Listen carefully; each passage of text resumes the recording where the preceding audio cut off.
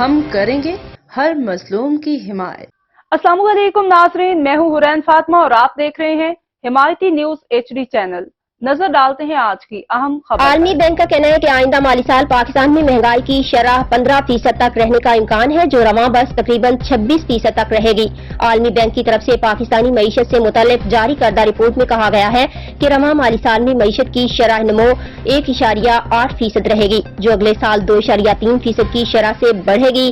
عالمی بینک کی رپورٹ کے مطابق اگلے مالی سال زراعت اور صنعت کی شرح نمو 2.2% ہوگی، جبکہ کرنٹ اکاؤنٹ خسارہ معیشت کا تقریباً 0.6% رہنے کا امکان ہے۔